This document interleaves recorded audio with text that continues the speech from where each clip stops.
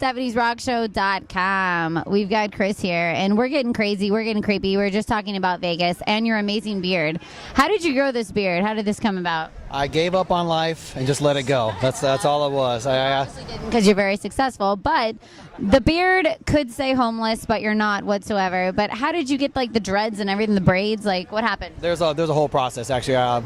Some friends of mine in another band that I played with forever ago, guitarist had real long dreads, and I had like a big bushy beard. And the guys from Straight Line Stitch actually were like, "Have you ever thought about like dreading your beard?" I was like, "Man, that might be kind of cool." And then literally, I swear to God, I'd forgotten about it, went back to Vegas, and then probably like a year later, I was driving down Tropicana or Flamingo, one of those two main arteries right there.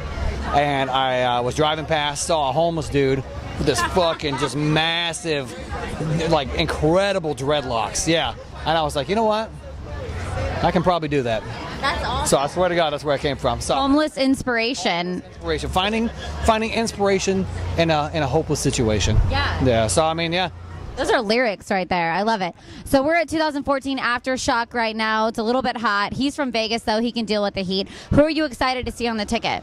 You know, there's a band called Of Mice and Men. I'm not I'm not that familiar with their stuff, but I've heard like a couple of different songs. I swear to God, yeah. Oh yeah, they got some really cool breakdowns. I swear to God. I've kind of been jamming that album just a little bit.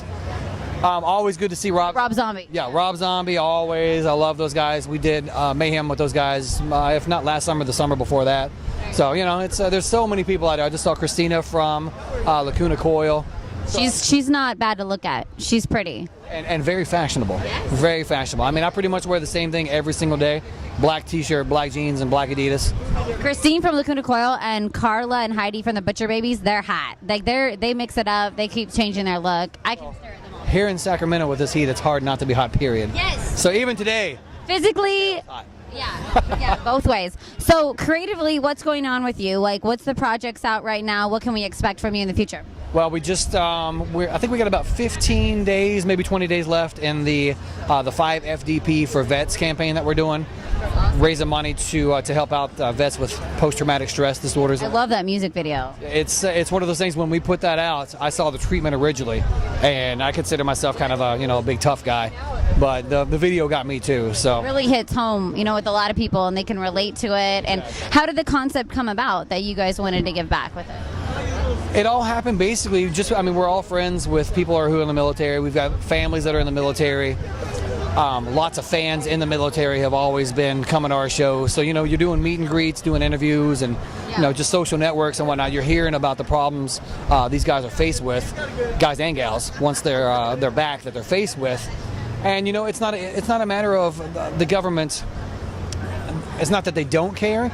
It's just that, it's the funds. Yeah, the resources and the funds just simply aren't there. And, collectively, we as a community of Americans are able to get together and help.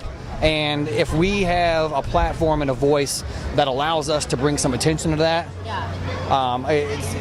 we definitely have to. It's not only have to, we want to be able to help in any way possible. Getting into this whole thing, my whole thing was trying to get in and positively affect some lives. And, any possible way I can do that, it feels great, Definitely. So we're big Five Finger fans, also Bad Company. How did the cover come about? Because that's been a huge hit. That one was actually before me, but I've been in the band for about 3.5 years now, so that was like the big turning point for Death Punch. That really opened up some doors and got... kind of went really mainstream. Exactly. I don't know about mainstream. It definitely made the mainstream aware of us. Some of my pop girlfriends were like, oh my God, there's a Bad Company remix, and they found it out, got to the band. Judging from the stories, it was just one of those things that they took a chance on, and we're happy to kind of make it their own, which I think they did. Yeah. And it's something that a lot of people latched onto and enjoyed. So thank God. I dug that. I like it when every band branches out. Well, thank you so much for stopping by the show, and we're going to get back to some live music right now.